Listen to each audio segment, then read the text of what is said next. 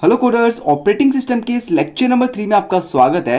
तो फ्रेंड्स, आज मैं आपको बताने वाला हूं कि आने वाली वीडियोस के अंदर हम अपने ऑपरेटिंग सिस्टम के कौन कौन से टाइप्स पढ़ने वाले हैं। गाइस, आपको हर एक टाइप के ऊपर पर्टिकुलर वीडियो में लेकर आऊंगा जिसके अंदर गाइस डिटेल के अंदर एक टाइप को समझा रखा होगा। तो फ्रेंड्स, नोट्स वगैरह की चिंता मत करना, टेलीग्राम चैनल पर आपको मेरे नोट्स मिल जाएंगे, वहां से जाके आप इनको डाउनलोड कर सकते हैं। गाइस, जो कंटेंट है वो guys university exams, GATE exams and guys आपकी प्लेसमेंट के लिए 100% इंपॉर्टेंट है। तो फ्रेंड्स, स्टार्ट करते हैं इस वीडियो को बिना किसी देरी के साथ। तो जो भी बच्चा चैनल पे नया है प्लीज चैनल को सब्सक्राइब कर लेना। तो देखिए, सबसे पहले बात करते हैं अपने टाइप ऑफ ऑपरेटिंग सिस्टम कि कितने टाइप के ऑपरेटिंग सिस्टम्स पढ़ने वाले हैं हम इस वीडियो के अंदर। तो फ्रेंड्स देखिए, तो जो अपना फर्स्ट टाइप है वो क्या है guys, single process operating system. कि हमारे ऑपरेटिंग सिस्टम के अंदर जो सिंगल प्रोसेस ऑपरेटिंग सिस्टम होता है वो कैसे काम करता है, होता क्या है, क्या एडवांटेज है, क्या डिसएडवांटेज है। गाइस, सभी के ऊपर पर्टिकुलर वीडियो मिलने वाली, तो टेंशन मत लेना। देन आता हमारा बैच प्रोसेसिंग ऑपरेटिंग सिस्टम। अब आप बोलेंगे सर यहाँ पे सिंगल प्रोसेसिंग ऑपरेटिंग सिस्टम था तो हम बैच प्रोसेसिंग ऑपरेटिंग सिस्टम क्यों लेकर आए। तो गाइस, इस चीज के बारे में भी आज हम बात करेंगे इस वीडियो के अंदर। तो देखिए, उसके बाद हम पढ़ेंगे अपना multi programming operating system. Then guys बात करेंगे मल्टीटास्किंग ऑपरेटिंग सिस्टम। अब गाइस आप बोलेंगे मल्टी प्रोग्रामिंग क्या होती है, मल्टीटास्किंग क्या होती है। तो गाइस चिंता मत कीजिए, मैंने लेक्चर नंबर 2 इन सभी जो इंपॉर्टेंट टर्म्स के ऊपर आपके लिए वीडियो बना रखी है। मल्टी प्रोग्रामिंग क्या होते हैं, थ्रेड्स क्या होती है, हर एक चीज की डेफिनेशंस आपको समझा रखी है। तो उस वीडियो को जाकर देखना। उसके बाद गाइस आप अपने टाइप्स के ऊपर आना, क्योंकि गाइस आपको इंपॉर्टेंट चीजें पता होनी बहुत जरूरी है अपने ऑपरेटिंग सिस्टम के अंदर।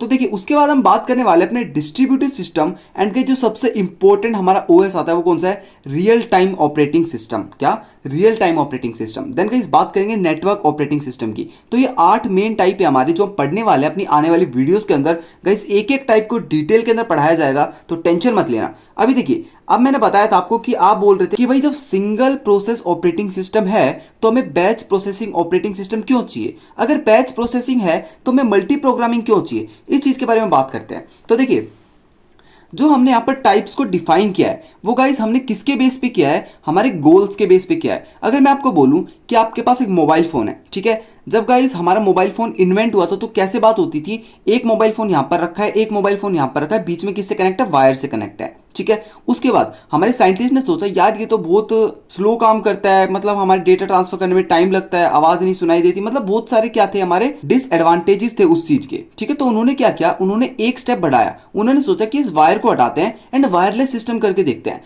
तो वो आए वायरलेस सिस्टम पर। उसके बाद सोचा इन्होंने कि इंटरनेट वाला सिस्टम देखे। तो इस तरीके से क्या हुआ, हमारा मोबाइल फोन आज एक स्मार्टफोन के अंदर है जिसको हम टच से कंट्रोल कर सकते हैं, वीडियो कॉलिंग कर सकते हैं, हर एक चीज हमारे मोबाइल फोन के अंदर आज अवेलेबल है। क्यों अवेलेबल है, क्योंकि गाइस साइंटिस्टों ने ये सोचा कि अगर हमारे पास एक चीज पहले से है तो उस चीज को कैसे बेहतर बनाया जाए। तो ऑपरेटिंग सिस्टम के अंदर 3 पॉइंट लेके चले हम, जिससे हमें क्या किया है, हमने अपने ऑपरेटिंग सिस्टम का इवोल्यूशन किया है। कैसे, जो हमारा फर्स्ट पॉइंट है वो क्या है, maximise the utilisation of CPU. क्या, जो हमारा ऑपरेटिंग सिस्टम है वो किस चीज पे डिपेंड करता है, जिस ऑपरेटिंग सिस्टम के अंदर हमारा सीपीयू सबसे ज्यादा यूटिलाइज होता है, सबसे ज्यादा काम करता है, उस ऑपरेटिंग सिस्टम को बहुत अच्छा ऑपरेटिंग सिस्टम माना जाता है। अब इस चीज को एक एग्जांपल के जरिए समझते हैं।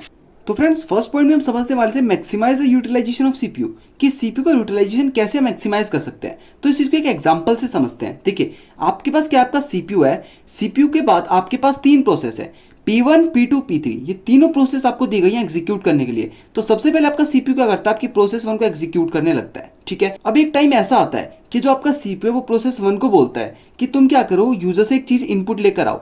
सीपीयू को गाइस किसी चीज की रिक्वायरमेंट होगी जो यूजर इनपुट करेगा। तो जब हमारा P1 यूजर से इनपुट लेगा तो उस टाइम पे क्या होगा, हमारा सीपीयू रेस्ट पर होगा। रेस्ट पर मतलब खाली बैठा रहेगा। तो हमें ऐसा नहीं करना, हमें अपने सीपीयू को रेस्ट नहीं देना। तो जब हमारा प्रोसेस 1 यूजर से इनपुट या आउटपुट कुछ भी कर रहा है, ठीक है, उस टाइम क्या करेंगे, हम अपनी प्रोसेस 2 को एग्जीक्यूट कर देंगे। क्या, उस टाइम पे हम अपनी प्रोसेस 2 को एग्जीक्यूट कर देंगे। अगर हमारा प्रोसेस 1 इनपुट आउटपुट लेकर आ गया प्रोसेस 2 के खत्म होने से पहले, तो क्या कर देंगे, प्रोसेस 2 को रोकेंगे एंड प्रोसेस 1 को फिर से कंटिन्यू करने लग जाएंगे। तो ये होता हमारा क्या, maximise the utilisation of CPU. मतलब सीपीयू को हमें खाली नहीं छोड़ना, इसका कहने का यही मतलब है। सीपीयू को हमेशा काम पर लगाई रखिए, क्योंकि सीपीयू क्या है, सबसे महंगी चीज है आपके कंप्यूटर के अंदर। तो फ्रेंड्स, ये चीज हमने समझी कि हम अपनी यूटिलाइजेशन को कैसे बढ़ा सकते हैं। हमें क्या करना है, जब हमारी प्रोसेस 1 कुछ और काम कर रही है उस टाइम पे क्या करते हैं, दूसरी प्रोसेस को एग्जीक्यूट करा दे। अगर दूसरी प्रोसेस भी कुछ काम कर रही है तो तीसरी प्रोसेस को एग्जीक्यूट करा दे, लेकिन सीपीयू को खाली ना छोड़े। तो ये होता है हमारा फर्स्ट पॉइंट। अब सेकंड पॉइंट में क्या बोला गया है, देखिए, अवॉइड प्रोसेस स्टारवेशन। अभी प्रोसेस स्टारवेशन क्या होता है? ये स्टारवेशन वर्ड गाइस बहुत इंपॉर्टेंट वर्ड है, आपके गेट एग्जाम्स के अंदर भी पूछा गया है, तो कोई नहीं बताएगा इस चीज के बारे में गाइस, पहले बार आपको बता रहा हूँ। प्रोसेस स्टारवेशन क्या होता है? अगर मान लीजिए आपका ये सीपीयू है एंड आपको 3 प्रोसेस दी गई है, तो सबसे पहले आपका सीपीयू पहली प्रोसेस को एग्जीक्यूट करता है, ठीक है। एंड मान लीजिए जो आपकी प्रोसेस 1 है वो गाइस बहुत ज्यादा टाइम ले रही है, मतलब आपकी प्रोसेस 1 को बहुत ज्यादा टाइम हो गया एग्जीक्यूट होते होते, तो ये कंप्लीट नहीं हो रही एग्जीक्यूट होने पर। और जो प्रोसेस 2 है वो गाइस वो बहुत छोटी है, बहुत जल्दी एग्जीक्यूट होने वाली है। प्रोसेस 3 है वो भी बहुत जल्दी एग्जीक्यूट होने वाली है। तो प्रोसेस 1 के चक्कर में हम प्रोसेस 2 को भी एग्जीक्यूट नहीं कर पा रहे, प्रोसेस 3 को भी एग्जीक्यूट नहीं कर पा रहे। इसी प्रॉब्लम को बोलते हैं हम starvation problem in operating system. इसका मतलब क्या है? अगर हमें अपनी कोई बड़ी प्रोसेस एग्जीक्यूट करानी होती है, उसके बाद जो हमारी छोटी प्रोसेस होती है वो एग्जीक्यूट नहीं हो पाती जब तक हमारी बड़ी प्रोसेस कंप्लीट नहीं होती। ऐसा होता है हमारा स्टारवेशन के अंदर।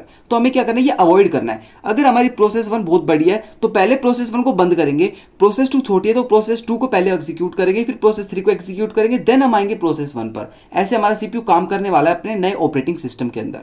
तो बात करते हैं थर्ड पॉइंट के अंदर, high priority execution. High priority execution का मतलब क्या होता है? देखिए, अगर मान लीजिए आपके पास 3 जॉब है, ठीक है, तो पहली जॉब हमारा जो सीपीयू वो एग्जीक्यूट कर रहा है, ठीक है, कर रहा है। अब जो दूसरी जॉब है वो भी गाइस एग्जीक्यूट हो रही है। पहली जॉब एग्जीक्यूट हो चुकी है, दूसरी जॉब एग्जीक्यूट हो रही है। लेकिन जब दूसरी जॉब एग्जीक्यूट हो रही है उससे पहले आपके पास प्रोसेस नंबर 3 आती है, बोलती है कि मैं एक एंटीवायरस को स्कैन करना है, मतलब आपके कंप्यूटर में एक नई फाइल आई है, मुझे वो स्कैन करनी है। तो आप क्या बोलेंगे? आपका सीपीयू बोलेगा जब तक आप हाई प्रायोरिटी जॉब एग्जीक्यूट नहीं कर रहे हैं उससे पहले सीपीयू बोलेगा कि पहले मैं प्रोसेस 2 एग्जीक्यूट करूंगा, उसके बाद तुम स्कैन करना।